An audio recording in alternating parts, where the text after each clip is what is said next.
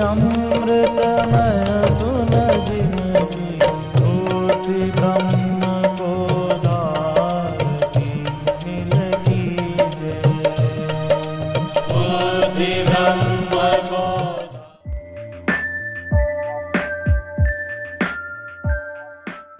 सच्चिदानंद भगवान की, सनातन धर्म की,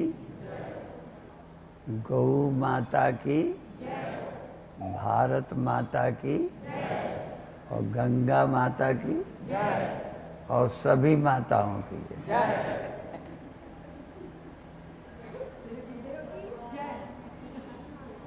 कई चीजें बोल चुके हैं, फिर दोहराते हैं कि ध्यान में आए।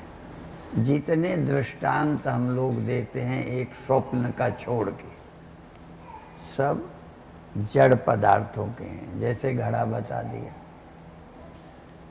तो बुद्धि आपको लगानी है, चेतना और बुद्धि आप लगा दो और ये देखो कि यदि कोई घड़ा हो, दिमाग हो उसके पास, तो घड़े को दूसरा घड़ा अपने से अलग लगेगा।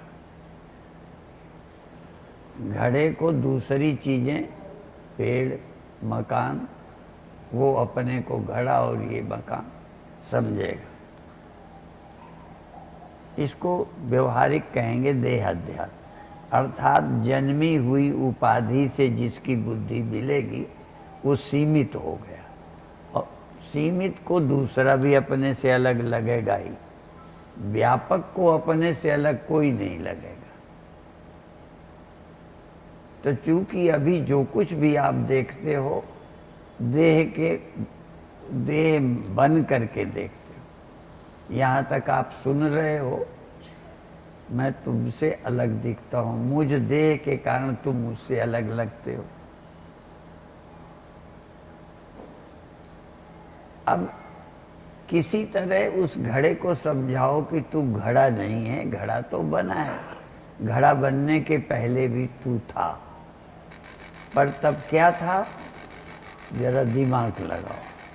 और जब वो मिट्टी था, कभी कल्पना करो कि वो मिट्टी था, तो उससे कौन घड़ा, मकान, दीवार, पेड़ अलग था।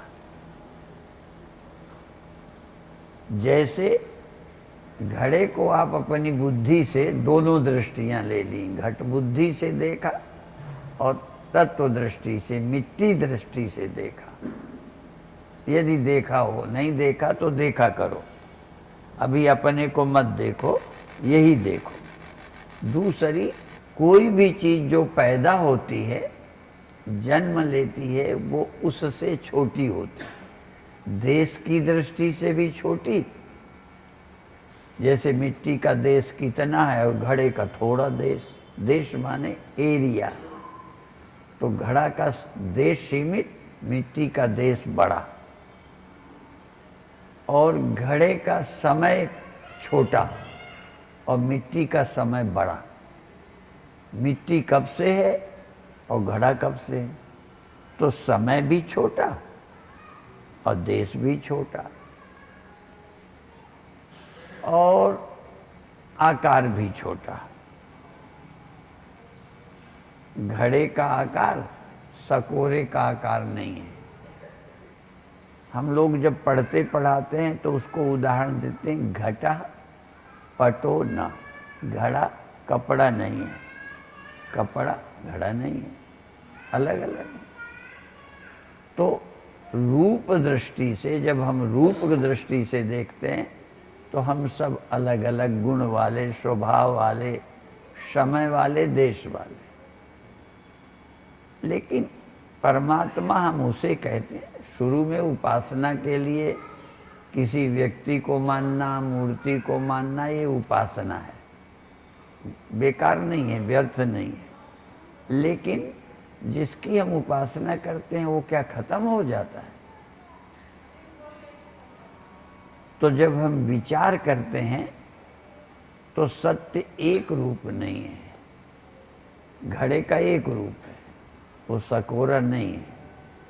सकोरे का एक रूप है, वो घड़ा नहीं है। कपड़ा अलग है, घड़ा अलग है। पर उसमें एक चीज है जो घड़े में, कपड़े में, सब में है। उसे खोजना है जो सब में है, उसे खोजना है जो सब कुछ है, उसे खोजना है जो सदा है। जो सदा है, सर्वत्र है और सर्वरूप है। इसलिए भगवान के लिए एक शब्द आता है, राम रूप नहीं कहा, विश्वरूप रघुवंश मणि।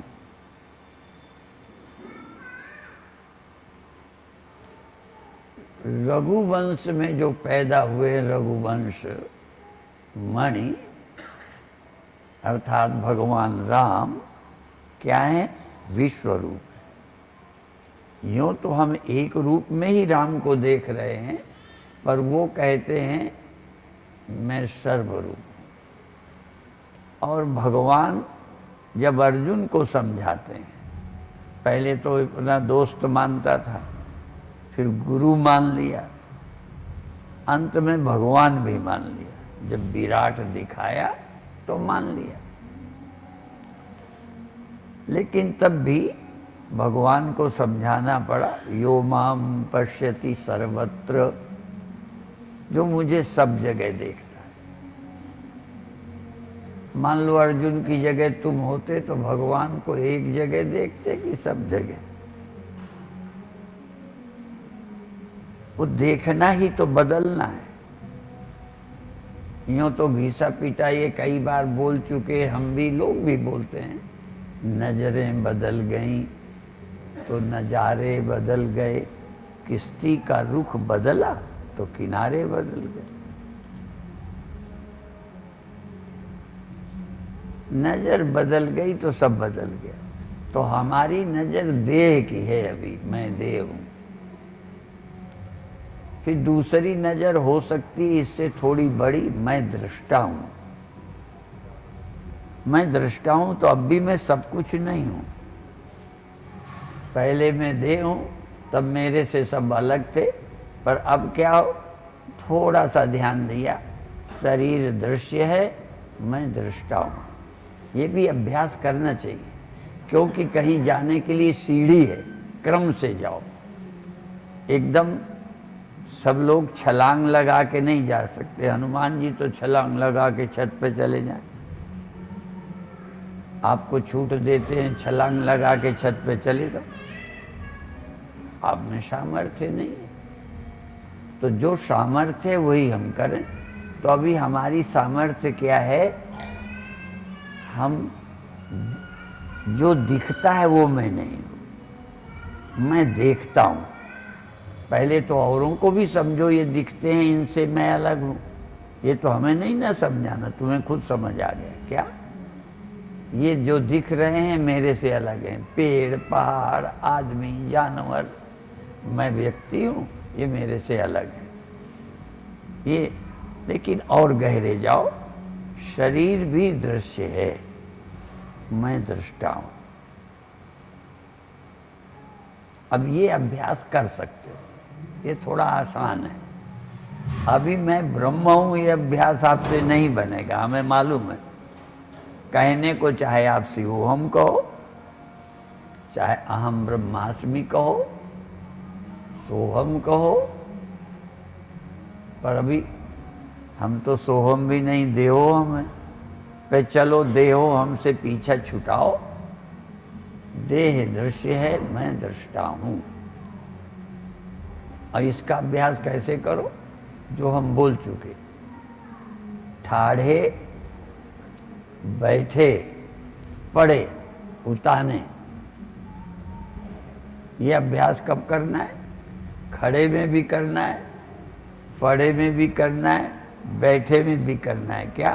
ठाड़े, बैठे, पड़े, उताने। कहाँ कबीर? हम उसी ठिकाने। तो यहाँ ठिकाना क्या है? ठाड़े में तुम शरीर खड़ा, तुम दृष्टा।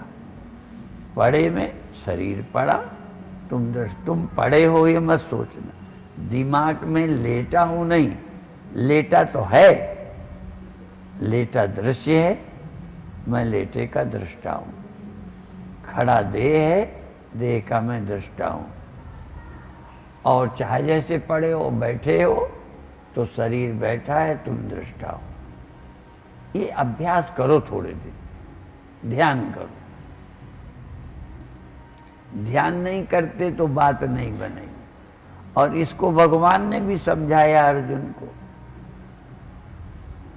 क्षेत्र और क्षेत्रज्ञ, क्षेत्र जो मालूम पड़ता है, क्षेत्रज्ञ जो क्षेत्र को जानता है, क्षेत्रज्ञ। और अंत में कह दिया कि ज्ञान क्या चीज है। क्षेत्र को क्षेत्रज्ञ यदि मैं मान ले तो ये ज्ञान सही नहीं है। क्षेत्रज्ञ यदि क्षेत्र को मैं कहने लगे, दृष्टा अपने को देह कहने लगे, मानने लगे, गड़बड़ हो गई। तो पहले देह दृश्य है, क्षेत्र है, मैं इसका क्षेत्रज्ञ हूं। गीता का अभ्यास करो, एक श्लोक प्रैक्टिकल कर लो,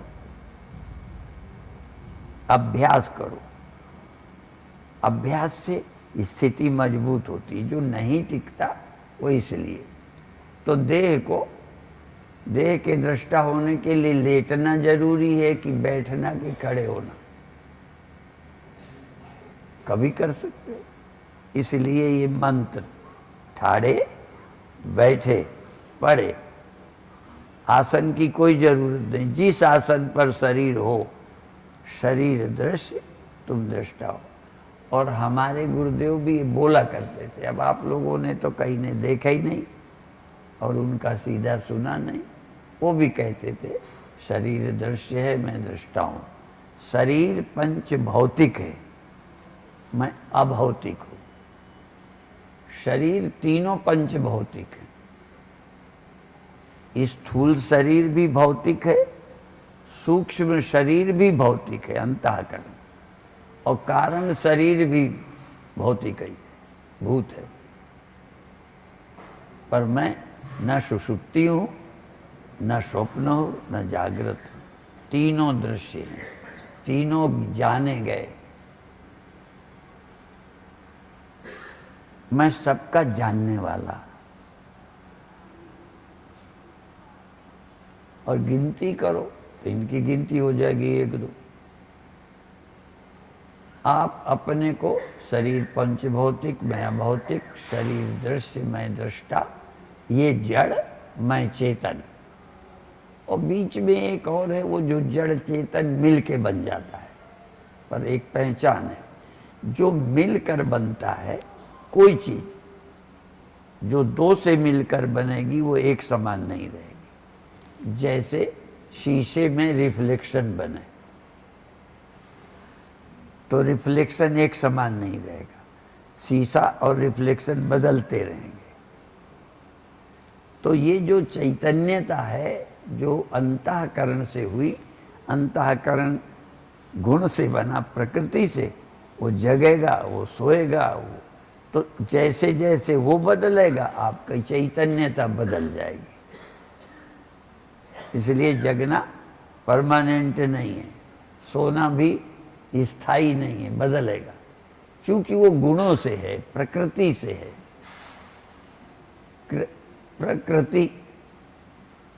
प्रकृति बदलती है, इसलिए आंखें भी बदलती हैं। धीरे धीरे बुढ़ापे में आंखें पहले जैसी नहीं रहती, कान भी पहले जैसा नहीं सुनते। जिनमें भी परिवर्तन हो जाए समझो ये शुद्ध चेतन नहीं है, प्रकृति से मिल के बना है। तो आंख में चैतन्यता, कान में चैतन्यता और मन में भी, इसलिए मन भी सोता जगता है, एक समान रहता ही नहीं। इसलिए एक समान ज्योतिहु काल, हमें सुनी सुनाई बातें मालूम है। ज्योतिहु काल एक रस रहाई, तीनों काल में एक रस रहने वाला तुम्हें कोई मिला क्या अभी तक? और उसी की खोज करना है जो तीनों काल में एक रस रहता है। काल जिसको प्रभावित नहीं करता, गुरुवाणी में पंजाबी में कहते उसे अकाल पुरुष। सारी दुनिया काल पुरुष है। काल के में पैदा हुई, काल में रह के काल में खत्म हो गई। यहाँ तक सूर्य भी बदल रहा है, पर हमारे को नहीं पता चलेगा। वैज्ञानिक बताएंगे कि पहले से इसमें परिवर्तन हुआ है, पृथ्वी में भी पहले से परिवर्तन हुआ है। पर जो भी परिवर्तित होता है, जो बदलता नहीं है, उसको खोजना है। उसको हम ब्रह्म कहें, आत्मा कहें, क्या कहें। और आत्मा को ब्रह्म माने में कई चिढ़ते हैं, पर एक बात हम उल्टी उनसे पूछते हैं, ब्रह्म सब में रहता है कि नहीं? परमात्मा ये ब्रह्म, ये तो जानो ना जानो, तुम जिस देश में जन्मे हो इतना तो आप मान ही बैठे हो। तो परमात्मा सब में रहता है, तुम्हारे में भी रहता होगा। तो तुम्हारे में देह है क्या परमात्मा? तुम्हारे में इंद्रियां हैं क्या परमात्मा? तुम्हारे में मन है क्या? और परमात्मा है या नहीं है? तो तुम्हारे अंदर जो परमात्मा होगा, जो सब में है, तुम्हारे में है, इतना तो मान लिया ना। वैष्णव हो, सन्यासी हो, और कुछ हो, नाम हमें सारे नहीं आते, पर इतना पक्का है कि परमात्मा सब में है, ऐसा मानते हैं। तो तुम में है, तो तुम में भी वो एक रस होगा कि नहीं? तुम में बदलता नहीं होगा, तुम में बिगड़ता नहीं होगा, तुम में विकारी नहीं होगा। तो तुम में जो निर्विकार है उसको खोज लो।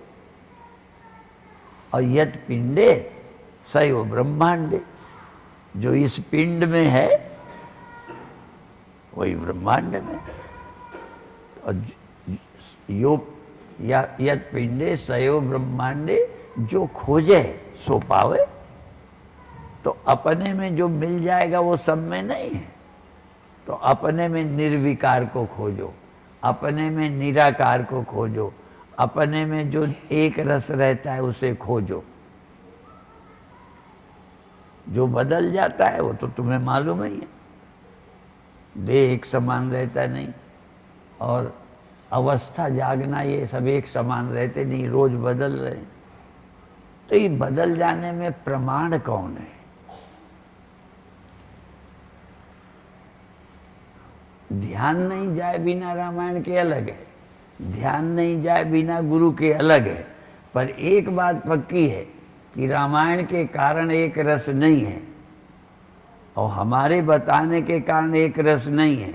एक रस पहले ही आपके अंदर है, जो बदलते ही नहीं, बल्कि उसी के कारण बदलना मालूम पड़ता है, जिसके कारण बदलना सिद्ध होता है। और हमारे मंडल के कीर्तन है, जिस करके सब सिद्ध होता है, जिस करके सब, जागना, स्वप्ना, सुषुप्ति, दुख सुख, जिस करके सब सिद्ध होता है, प्रमाणित होता है, सोई शुद्ध हमारा है, सोई शुद्ध, सोई स्वरूप हमारा है। अस्ति भाति प्रिय पूर्ण ब्रह्म में, अस्ति भाति प्रिय पूर्ण ब्रह्म में नाम रूप संसार है। नाम और रूप ही तो संसार है। जैसे घड़े का नाम और घड़े का रूप, सकोरे का नाम सकोरे का रूप, मकान का नाम, यही तो बनता मिटता है। मिट्टी तो है, उदाहरण है मिट्टी का, पर उदाहरण देके कहीं उसी को ब्रह्म नहीं मान लेना। उदाहरण दिया कि उसी में कोई रूप बना और मिट गया दूसरा, और रूप रूप का भेद है, नाम नाम का भेद है, उपयोग का भेद है। घड़े का उपयोग, हाँ, मटके का उपयोग। जब आप चाय पीते हो, एक आध जगह हम भी रास्ते में कभी कभी चाय पीते हैं, तो बोलते हैं कुल्हड़ वाली चाय, कुल्हड़ में ही देते हैं वो लोग, ठीक है। और ऐसा भी कुल्हड़ में चाय पीते हो, अच्छा मटके में दे दी जाए, और वो भी तुमसे मटका उठे भी नहीं बड़ा। तो देखो, नाम रूप अलग है, उपयोग अलग है, लेकिन है सब में एक। और मंत्र भी है, उदाहरण भी दे दिया, यथा एकेन मृत पिंडेन, ये उदाहरण है। जैसे एक मिट्टी के लोंदे से जितनी चीजें बनाई गई, सर्वम रणमयम, सब मिट्टी ही से युक्त है, मिट्टी रहित एक भी नहीं, जो मिट्टी से बनाए गए। हम ये नहीं कहते, इसलिए ध्यान रखना, यदि सोने से बनाए गए तो सोना होगा, मिट्टी से बने हैं तो सब मिट्टी। इसलिए जैसे एक मिट्टी के पिंडे से जितने चीजें बनाई गई, क्या बनाई वो गिनती नहीं, सब मिट्टी में हैं, मिट्टी रहित एक भी नहीं होगा। ऐसे ये सारा जगत किससे बना है? उदाहरण मिट्टी का देके किससे बना है, नाम तुम रख लो, उसका नाम सत्य रख लो, उसका नाम ब्रह्म रख लो, उसका नाम कोई और। जिससे ये सब हुआ है वो इन सब में होगा, और मिल नहीं रहा। देखो,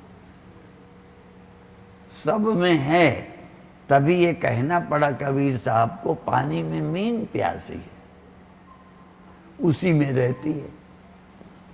बल्कि एक जगह ये स्टेशन पड़ता है झांसी रोड में, पहले हम निकले तो एक जगह बहुत चीज़ें बिकती हैं, सब्जी पेड़ पौधे, तो ट्रेन में आया, कहते जल तरोई, जल तरोई, समझ गए, जल तरोई, पेड़ में लगने वाली तरोई नहीं, जल में, मछली को जल तरोई। हम दूसरा नाम देना चाहते, जल जैसे जम के बर्फ बन जाता है। अभी तो आप लोगों ने, हम ज़्यादा रिसर्च नहीं है, दिमाग ऐसे ही लगाते रहते हैं फालतू में। यूँ तो कई तालाबों में लोग मछली पालन करते हैं, मछली डालते हैं, पर किसी जगह आप कभी न डालें, एक तालाब बना दें, 10-15 वर्ष में उसमें मछली बन जाएंगी। तो काहे से बन गई? वही पानी से।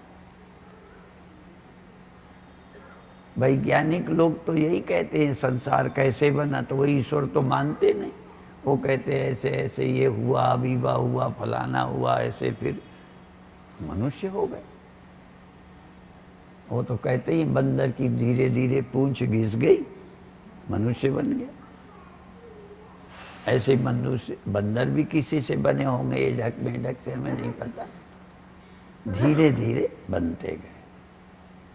तो ये सारी सृष्टि कैसे बन गई? जिससे बनी, तो पानी में मछली बन जाएंगी, तो पानी से बनी, तो पानी से बर्फ बन जाती है कि नहीं? तो बर्फ को पानी मानने में कोई आपको दिक्कत नहीं पड़ेगी, ठीक है।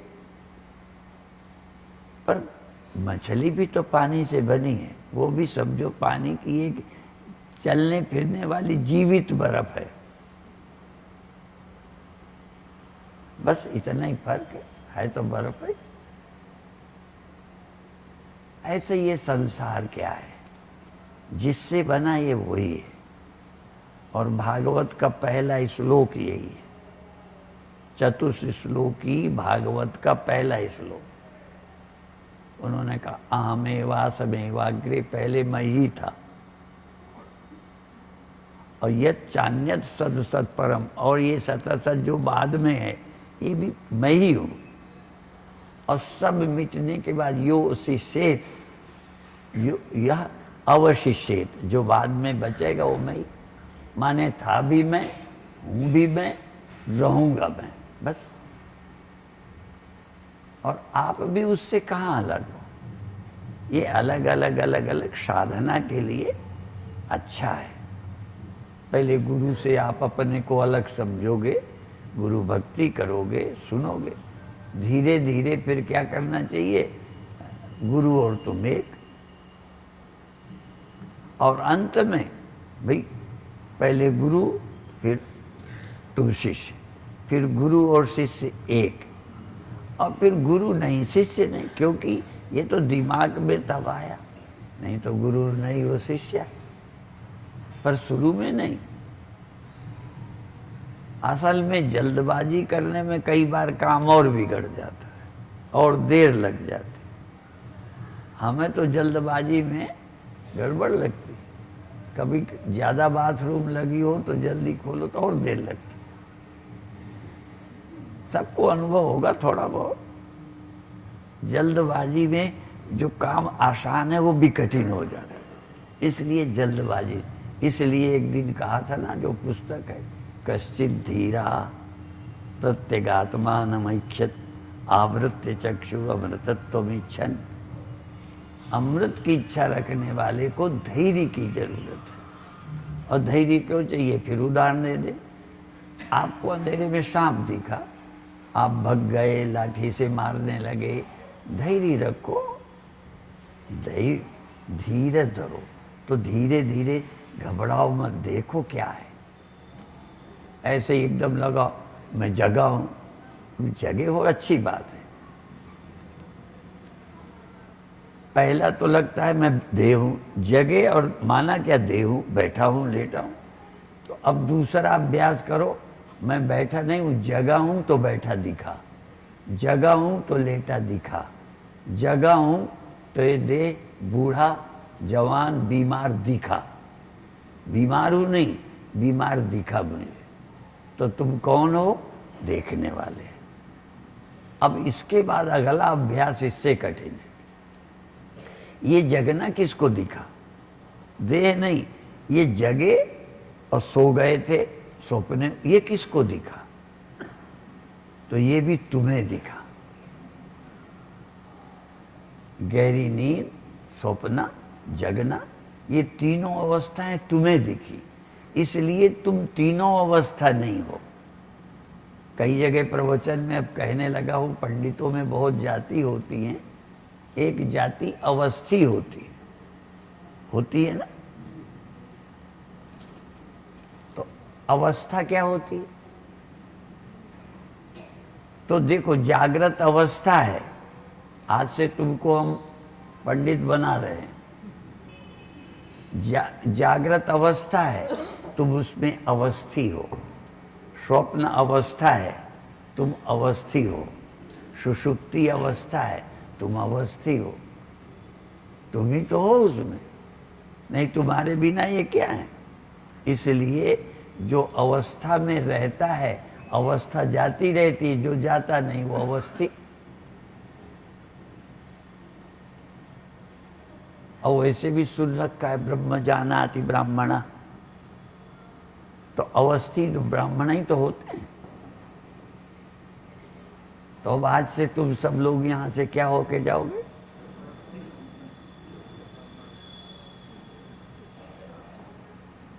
बचपन अवस्था, जवानी अवस्था, बुढ़ापी अवस्था, तुम तीनों में रहे। बचपन में तुम ही थे कि और कोई रहता था? जवानी आई तो तुम ही हो कि कोई और हो गया? वही तुम हो। और बुढ़ापा, और यहाँ तक ये शरीर छूटेगा तो अवस्थी ही नहीं मरने वाला, अवस्था ही मरेगी। अवस्थी तो अविनाशी है।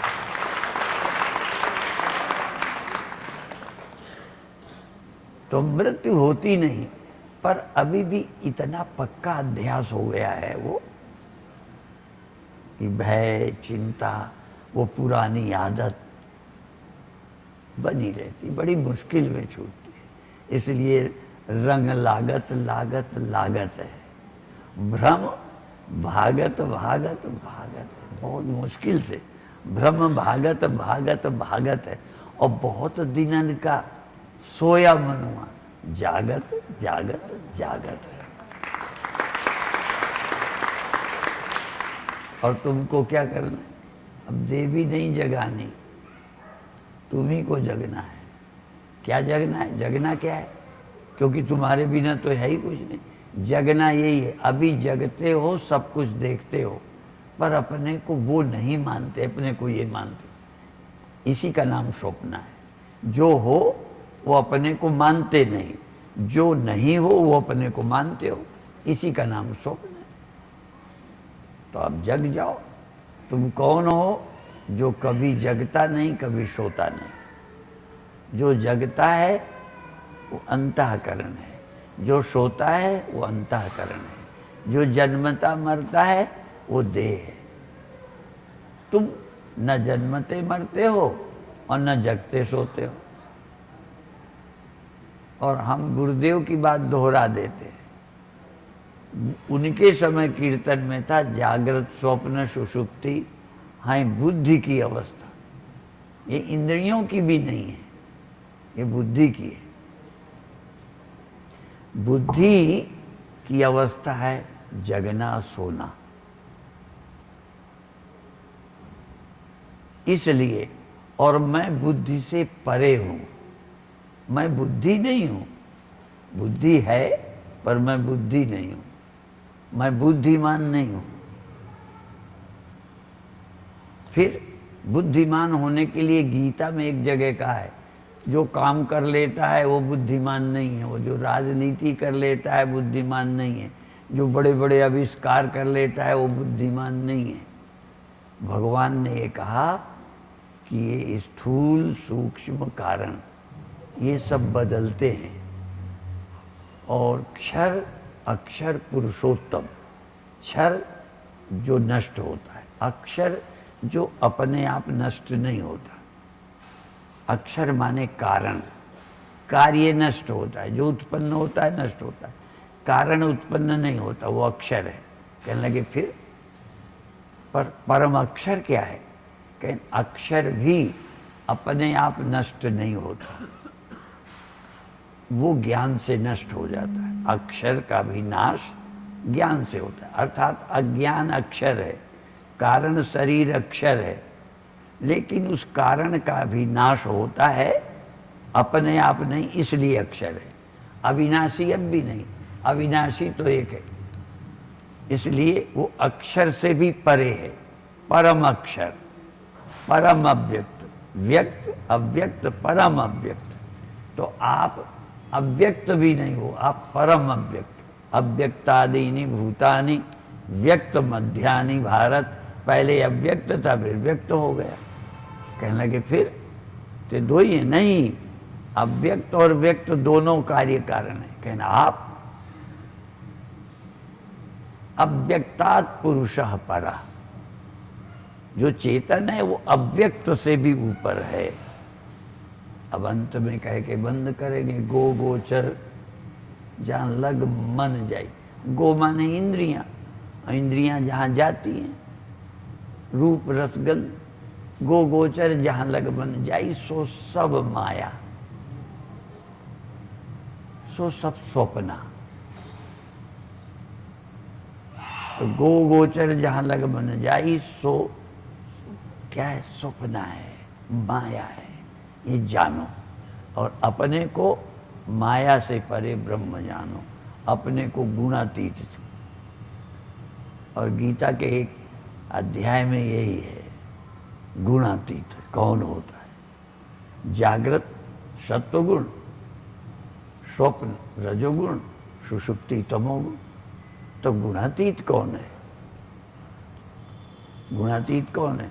कहते हैं जो किसी अवस्था को बनाए रखना चाहता है, किसी को आने देने से रोकना चाहता है, ये चुनाव करता है, वो गुणों में फंसा है। गुणातीत कौन है? दद्वेष्टि संप्रवृत्तानि न निवृत्तानि कांक्षित। नींद आने को रोकता नहीं,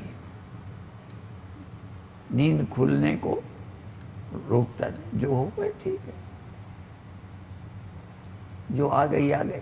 कोई अवस्था बनाए नहीं रखनी। जगना सोना सुसुप्ति, ये सुख और दुख वृत्ति बनी, आई और गई, तो इनको आने से रोकता नहीं, जाने में पकड़ के रखता नहीं। कोई अवस्था जो पकड़ के रखता नहीं और जाने वाली को पकड़ता नहीं, आने वाली को बांध लगा के रोकता नहीं, सो वो गुणातीत है। जो होता है, चाहे भक्ति मार्ग में हम राजी हैं उसी में, बस राजी हो जाओ, चाहे ज्ञान से चाहे भक्ति। जो होता है होने दो। तुम न कभी होते हो, न कभी खोते हो, न आते हो, न जाते हो, न जन्मते हो, न मरते हो। ठीक है, ये तुम्हारा स्वरूप है। अपनी महिमा को जानो। शुरू करो भगवान की महिमा से, शुरू करो गुरु की महिमा से, और अंत में पहुंच जाओ अपनी महिमा तक।